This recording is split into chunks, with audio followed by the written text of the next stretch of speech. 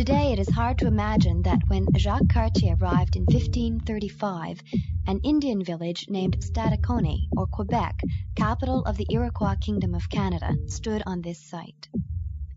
After his third voyage in 1541, Cartier believes that he has found diamonds and gold on the cape where we now stand. It isn't long after this discovery that he names it Cap Diamant.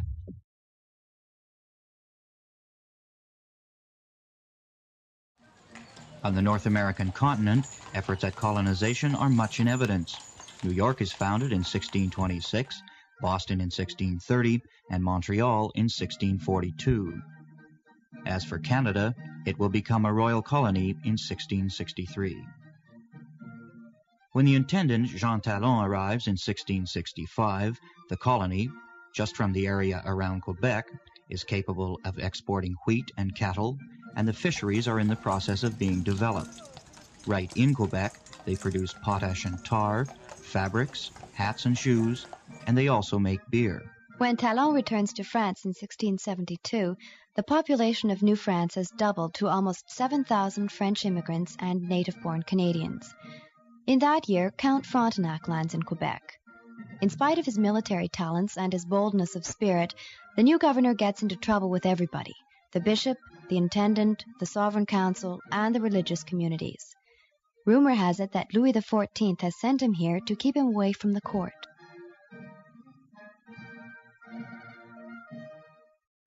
Nonetheless, under Bigot's administration, several outstanding men came into prominence, men such as Montcalm, Lévis, Vaudreuil, and Bougainville. Such are the last heroes of our history under the French regime. In 150 years, two peoples had come to colonize North America. English North America, however, had 20 times the population of French North America. July 3rd, 1608.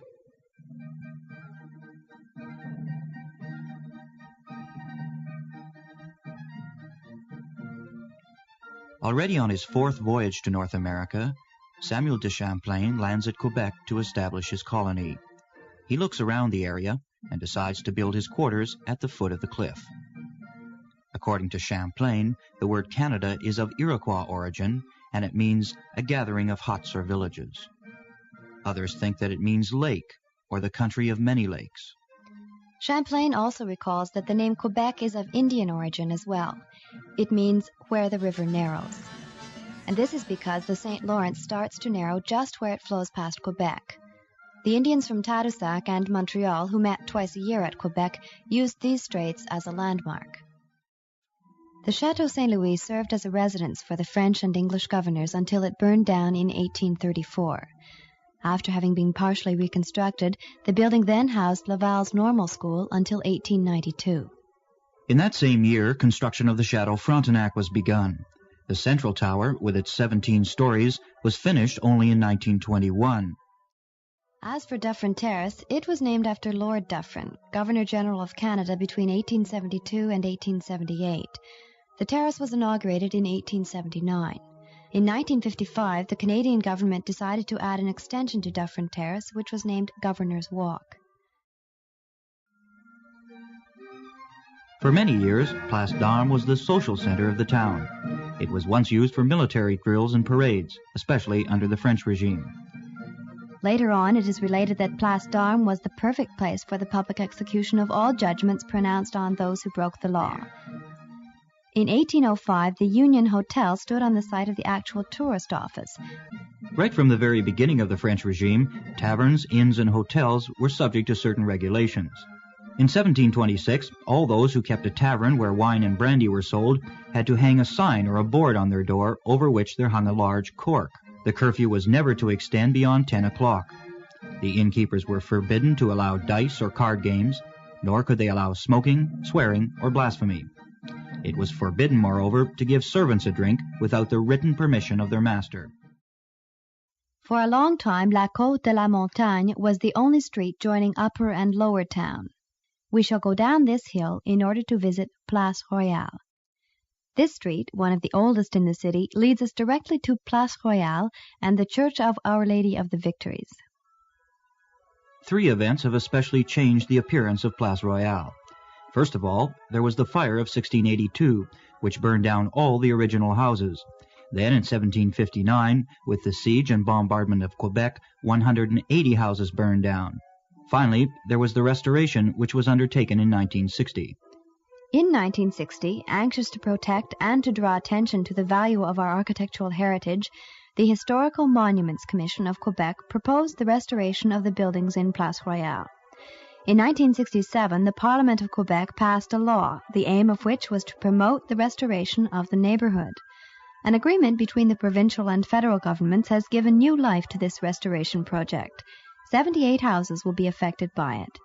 Today, more than 20 houses have been rebuilt and restored to what they originally looked like under the French regime before 1759.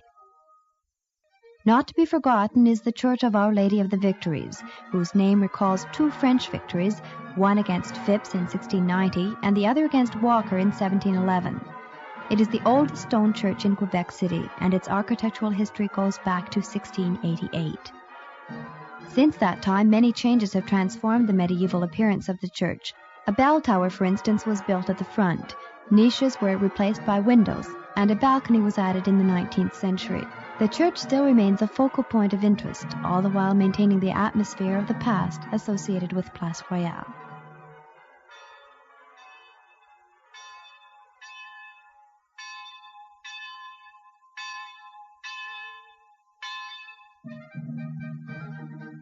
Place Royale, which was called Place du Marché, or Market Square, until 1686, was for the whole of the 18th century a very busy square. From time to time, criminals were executed here.